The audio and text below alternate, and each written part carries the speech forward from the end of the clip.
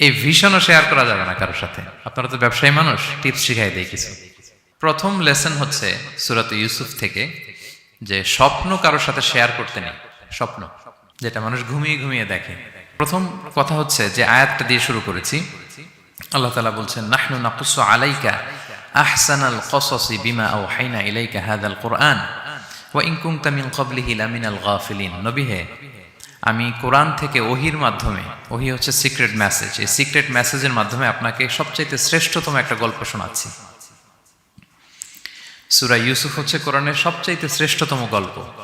এই পৃথিবীতে যত গল্প হতে পারে, আপনারা রবীন্দ্রনাথ পড়েছেন, আপনারা বঙ্কিমচন্দ্র চট্টোপাধ্যায় পড়েছেন, আপনারা কেউ শেক্সপিয়ার পড়েছেন, আপনারা গোটা বিশ্বের বড় বড় সাহিত্যিকদের বই পড়েছেন।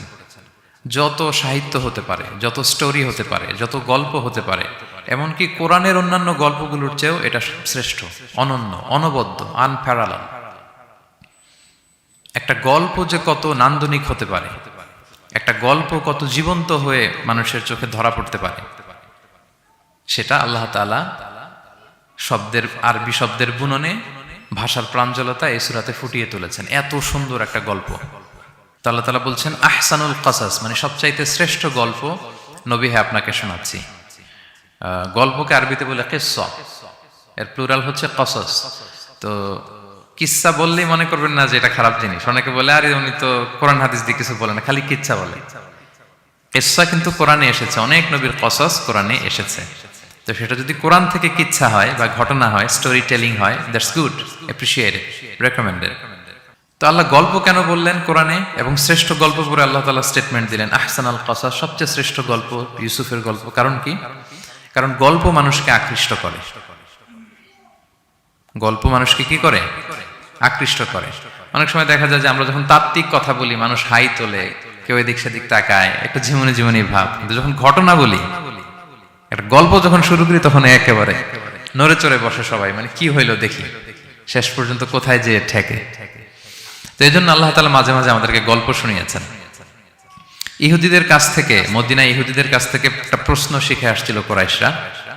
ওই প্রশ্নটা রাসূল সাল্লাল্লাহু আলাইহি ওয়াসাল্লাম করেছিল যে বনি ইসরাইলের, হে মুহাম্মদ, বনি ইসরাইলের লোকেরা তো থাকতো কানাআনে, মানে প্যালেস্টাইনে, তো বনি ইসরাইল মিশরে আসলো কিভাবে? তুমি যদি সত্য নবী হও বলো। আবার কেউ কেউ বলেছিল যে ইউসুফ আলাইহিস সালাম, ইয়াকুব আলাইহিস সালাম, ওনারা থাকতো প্যালেস্টাইনে, ওনারা মিশরে আসলো কি করে বলো। আবার সাহাবারা মাঝে মাঝে মক্কায় বলতেন, ইয়া রাসূলুল্লাহ, শুধু জান্নাত জাহান্নামের আয়াত, আখিরাতের আয়াত, তাওহীদ শিরকের আয়াত, এগুলো আমাদেরকে বলা হয়, কোনো ঘটনা কোরআনে বলা হয় না কেন? আমাদেরকে যদি একটা ঘটনা শোনাতেন আমরা ইন্সপায়ার্ড হতাম। এই চাহিদা, এই প্রশ্নগুলোর আলোকে আল্লাহ তাআলা অ্যানসার হিসেবে সূরা ইউসুফকে নাজিল করেছেন। তাহলে শোনো, আহসানুল কসাস, একটা গল্প কত মাধুর্যময় হতে পারে শোনো। এবং এর মধ্যে দিয়ে আল্লাহ তাআলা বলেছেন বনি ইসরাইল কিভাবে প্যালেস্টাইন থেকে ইজিপ্টে মাইগ্রেট করলেন। এভাবে অনেক নবীদের ঘটনা আল্লাহ তাআলা কোরআনে আমাদেরকে শুনিয়েছেন। আল্লাহ তাআলা বলছেন রুসুলান কদ কসাসনাহুম আলাইকা মিন ক্বাবলু ওয়া রুসুলাল লাম নাকসুসহুম আলাইক। অনেক নবীর ঘটনা হে নবী আপনাকে আমি শুনিয়েছি, আবার অনেক নবীর ঘটনা আমি শোনাইনি। তো যেগুলো আমি শুনিয়েছি এগুলো আবার আপনি আপনার উম্মতদেরকে শোনান। ফাকসুসিল কসাসা লাআল্লাহুম ইয়াতাফাক্কারুন। আপনি এই কিচ্ছাগুলো, ঘটনাগুলো আপনার উম্মতকে শোনান, যাতে করে তারা চিন্তাশীল হতে পারে। তাহলে এটা হচ্ছে ইন্ট্রোডাক্টরি ডিসকাশন, প্রাথমিক কথা, যে গল্প মানুষকে আকৃষ্ট করতে পারে, এজন্য গল্প মানুষের মনে দাগ কাটে, এবং একটা গল্প কত পাওয়ারফুল হতে পারে, নান্দনিক হতে পারে, এটা এই সূরার মধ্য দিয়ে আল্লাহ তাআলা আমাদেরকে বুঝিয়েছেন। আমরা কিন্তু প্রায় মহামানবদের গল্প শোনাই, সফল মানুষদের গল্প শোনাই। মিডিয়াতে মাঝে মাঝে দেখবেন যে কিছু প্রোগ্রাম করে যে সফল মানুষদের গল্প। তো গল্পগুলো কেন বলে? তাদের সফলতার গল্প শুনলে নিজেরও সফল হতে মনে চায়, মানুষ মোটিভেটেড হয় সফল মানুষের স্টোরি শুনলে। এখানে আপনারা অনেক ব্যবসায়ী আছেন, জীবনের শুরুটা ছিল অনেক কষ্টের, তাই না? একটা সময় পাড়ি দিয়ে এখন very big business magnate in Kuala Lumpur, মাশাআল্লাহ, অনেক বড় ব্যবসায়ী। তা আপনার হিস্ট্রিটা যদি আমাদের সাথে শেয়ার করেন, গল্পটা যদি বলেন, তখন আমরা অনুপ্রাণিত হব। এজন্য আল্লাহ তাআলা কোরআনে আমাদেরকে গল্প শোনান। তো এই সূরা থেকে আমরা কি কি শিখি? প্রথম যে লেসনটা আমরা শিখি সেটা হচ্ছে, যেহেতু আমি একেবারে ক্রিম লেসনগুলো আপনাদের সামনে আনবো, পুরো সূরাটা কভার করা তো সম্ভব হবে না। প্রথম লেসন হচ্ছে সূরাত ইউসুফ থেকে যে স্বপ্ন কারোর সাথে শেয়ার করতে নেই। স্বপ্ন যেটা মানুষ ঘুমিয়ে ঘুমিয়ে দেখে, এটাও স্বপ্ন। আবার আরেকটা আছে যেটা মানুষকে ঘুমাতে দেয় না, ওইটাও স্বপ্ন। স্বপ্ন যেটা মানুষ ঘুমায় দেখে, এটাও স্বপ্ন। আবার যেটা পাবার আকাঙ্ক্ষা মানুষকে ঘুমাতে দেয় না, ওইটাও কি স্বপ্ন। ওটার ভিশন বলে। এই দুইটার একটাও কারোর সাথে শেয়ার করতে নেই। ঘুমের স্বপ্নও শেয়ার করবেন না, আর আপনার যে লং ভিশন ওইটাও শেয়ার করবেন না কারোর সাথে। এটা হচ্ছে প্রথম লেসন, স্বপ্ন শেয়ার করতে নেই। ছোট্ট ইউসুফ আলাইহিসসালাম স্বপ্ন দেখলেন 11টা তারা, চাঁদ, সূর্য ওনাকে সেজদা করতেছে। এই স্বপ্ন দেখি তার বাবার সাথে শেয়ার করলেন, ইয়াকুব আলাইহিসসালামের সাথে। ইয়াকুব আলাইহিসসালাম বললেন, লা তাকুসুস রুইয়াকা আলা ইখওয়াতিকা ফায়াকিদু লাকা কাইদা। ইউসুফ, তুমি আমাকে বলেছো ভালো, কিন্তু তোমার ভাইদের বলতে যেও না আবার, তাহলে তারা তোমার প্রতি কি করবে? জেলাসি করবে, ষড়যন্ত্র করবে। আর নি'মাতু মাহসুদা, এটা পৃথিবীর চিরাচরিত নিয়ম। আপনি যদি কোনো ব্লেসিংস পান আল্লাহর পক্ষ থেকে, অন্যদের চেয়ে আপনি একটু ডিফারেন্ট হন, আপনার অনেক কিছু থাকে, এটা সবার ভালো লাগবে না।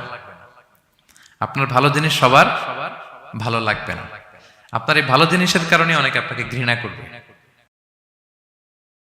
সো স্পেশালি যদি কোনো ভালো স্বপ্ন দেখেন, এট দ্য সেম টাইম খারাপ স্বপ্ন যদি দেখেন, এটা আপনি শেয়ার করবেন না কারোর সাথে। কারণ স্বপ্ন এটা কেবলমাত্র মন মস্তিষ্ক প্রসূত কোনো বিষয় না। মুমিন জীবনে এটা অনেক অর্থবহ। মাঝে মাঝে স্বপ্নের মাধ্যমে আল্লাহ মানুষকে বার্তা দেয়, ইলহাম পাঠায় স্বপ্নের মধ্য দিয়ে। এজন্য বিজ্ঞ, প্রাজ্ঞ, শুভাকাঙ্ক্ষী কাউকে শেয়ার করা যায়। যার জ্ঞান নেই বা ব্যক্তিগত জীবনে পাপী, ভালো মানুষ নয় বা হিংসুক টাইপের, এদের কাউকে আপনার কখনো স্বপ্ন শেয়ার করবেন না। ভালো স্বপ্ন দেখলে শুকরিয়া করবেন আল্লাহর, আলহামদুলিল্লাহ, আল্লাহ কবুল করো। খারাপ স্বপ্ন দেখলে পানাহা চাবেন আল্লাহর কাছে। সুনানে তিরমিজিতে একটা বাব আছে, একটা চ্যাপ্টার, বাব লা তাকুসুর রুইয়া ইল্লা আলা আলিম আও নাসিহ। ভালো আলেম অথবা শুভাকাঙ্ক্ষী ছাড়া স্বপ্ন কাউকে বলতে যেও না, এই অনুচ্ছেদের নাম। এরপর এর কারণটা কি? কারণটা হচ্ছে ফাইন্না রুইয়া তাকাউ আলা মা তুআব্বার। স্বপ্নের ব্যাখ্যা যেমনটা করা হয় তেমনটাই হয়। আপনি একটা স্বপ্ন দেখলেন, একজনকে একটা বললেন, সে হুট করে একটা ব্যাখ্যা দিয়ে দিল, ওইটাই হয়ে যাবে। এটা আপনার জন্য ভয়ঙ্কর হয়ে যেতে পারে। লা ইউহাদ্দিসু বিহা ইল্লা লাবিবান আও হাবিবা। আপনার শুভাকাঙ্ক্ষী, আপনার বন্ধু, আপনার ভালো চায়, এদেরকে বলতে পারেন। কিন্তু যার এই ব্যাপারে জ্ঞান নেই, হুটহাট করে ব্যাখ্যা করবে, এরকম কাউকে বলা যাবে না। কারণ যেমন ব্যাখ্যা করা হবে তেমনটা হবে। ইউসুফ আলাইহিসসালাম ভালো স্বপ্নের ব্যাখ্যা জানতেন, ইয়াকুব আলাইহিসসালাম ভালো স্বপ্নের ব্যাখ্যা জানতেন, আল্লাহ রাসূল সাল্লাল্লাহু আলাইহি ওয়াসাল্লাম ভালো স্বপ্নের ব্যাখ্যা জানতেন। আবু বকর রাদিয়াল্লাহু তাআলা আনহু সাহাবীদের মধ্যে সবচেয়ে ভালো স্বপ্নের ব্যাখ্যা জানতেন। ইভেন রাসূল সাল্লাল্লাহু আলাইহি ওয়াসাল্লাম মাঝে মাঝে স্বপ্ন দেখে আবু বকরকে বলতেন, দেখি ব্যাখ্যা করো তো তুমি। তাবিঈদের মধ্যে মুহাম্মদ ইবনে সিরিন খুব ভালো স্বপ্নের ব্যাখ্যা জানতেন।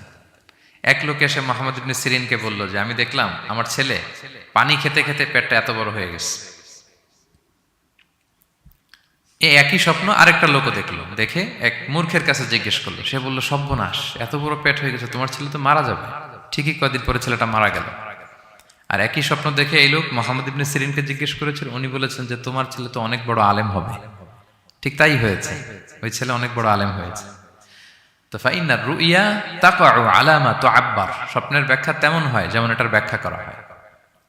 রাসূল সাল্লাল্লাহু আলাইহি ওয়াসাল্লাম একবার স্বপ্নে দেখলেন যে তিনি, ওনাকে দুধ দেয়া হয়েছে, বাটিতে দুধ খাচ্ছেন, পরে আঙ্গুলের ফাঁক থেকে দুধ বেরোচ্ছে। এই সামান্য একটু দুধ রাসূল সাল্লাল্লাহু আলাইহি ওয়াসাল্লাম উমরে ফারুককে দিলেন। সাহাবারা বললেন, মাযা আউয়ালতা বিহি ইয়া রাসূলুল্লাহ, এটা তাওয়িল কি? তখন বললেন, আউয়ালতু বিহি আল ইলম, এটা দিয়ে আমি জ্ঞান বুঝিয়েছি। মানে উমরে ফারুকের আল্লাহ তাআলা অনেক জ্ঞান দিবে। স্বপ্নে কেউ দুধ খাচ্ছেন, এটা আপনার জ্ঞানের প্রতীক।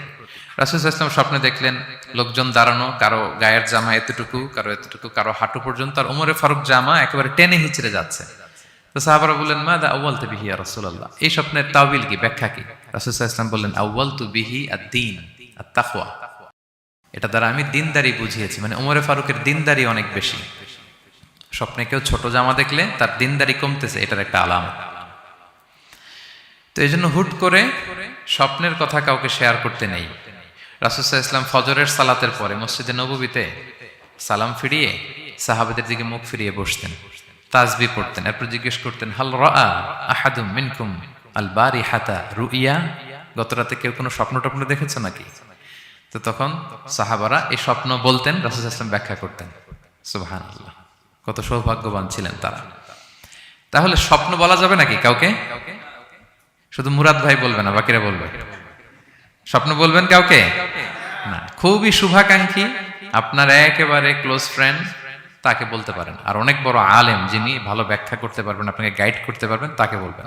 এছাড়া বলা যাবে না। আর খারাপ স্বপ্ন তো বলাই যাবে না, আল্লাহ তাআলার কাছে পানা চাইতে হবে। তাহলে ঘুমিয়ে ঘুমিয়ে যেটা দেখি এটা কারোর কাছে বলা যাবে না। আর যেটা পাওয়ার আকাঙ্ক্ষা মানুষকে ঘুমাতে দেয় না, ওইটাও একটা স্বপ্ন। বলে না যে আমার জীবনের স্বপ্ন আমি এটা করব, এটাও স্বপ্ন। এই ভিশনও শেয়ার করা যাবে না কারোর সাথে। আপনারা তো ব্যবসায়ী মানুষ, টিপস শিখাই দেয় কিছু। বিশাল বড় একটা কিছু প্রজেক্ট নিছেন, শুরু করার আগে আপনি বলে ফেলছেন শেষ, আর এটা হবে না। দেখবেন যে এখান থেকে কনস্পিরেসি, ওইখান থেকে শত্রুতা, ওইদিকে এটা করছে ওইটা করছে, আপনি আর আগাতেই পারবেন না। দুঃখজনক হলেও সত্য, আমরা বাংলাদেশিরা তো এগুলোতে অভ্যস্ত। সবার মধ্যে কম বেশি জেলাসি কাজ করে ন্যাচারালি, আমাদের বাংলাদেশিদের এটা আরো বেশি। আমি আমার প্রায় আলোচনাতে বলি যে আমাদের জাতীয় খেলা হাডুডু হওয়ার কারণ হচ্ছে এই খেলার ধরনটাই এমন। একজন সামনে যেতে চায়, 10 জন পা ধরে পিছনে টানতে চায়। তো একটা গল্প শুনেছিলাম এরকম, যে এক লোক জাহান্নাম ভিজিট করতে গেছে। এক এক দেশের লোকদের জন্য এক এক জাহান্নাম, প্রত্যেক জাহান্নামের উপর একজন রক্ষী ফেরেশতা। তো দেখতেছে যে একটা জাহান্নামের আশেপাশে কোনো রক্ষী ফেরেশতা নেই। তো বললো যে সব জাহান্নামের উপরে রক্ষী ফেরেশতা যাতে বেরোতে না পারে কেউ, এই জাহান্নামের কোনো রক্ষী ফেরেশতা নাই কেন? এটা কোন দেশের? বলতেছে এটা বাংলাদেশের জাহান্নাম।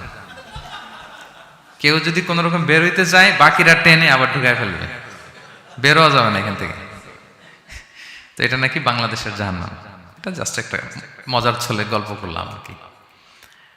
তা আপনি আপনার ভিশন শেয়ার করলে বিপদে পড়ে যাবেন। আপনি প্রপার হোমওয়ার্ক করবেন, গ্রাউন্ড ওয়ার্ক করবেন, কাউন্সিলিং করবেন, প্রজেক্ট দাঁড় করাবেন, লঞ্চিং প্রোগ্রামের দিন সবাইকে জানাবেন। সব রেডি, এবার আর কেউ কিছু করতে পারবেন, এটা দাঁড়ায় গেছে, সব রেডি আমার। লঞ্চিং জাস্ট একটা ফর্মালিটিস, তারপরে আমার কাজ শুরু হবে। কিন্তু আপনি আগেই যদি সবাইকে জানায় ফেলেন, হবে এটা? হবে না। এটা হচ্ছে 1 নম্বর লেসন, স্বপ্ন শেয়ার করতে নেই। এই লেসনটাকে ক্লিয়ার প্রিয় ভাই এবং বোনেরা?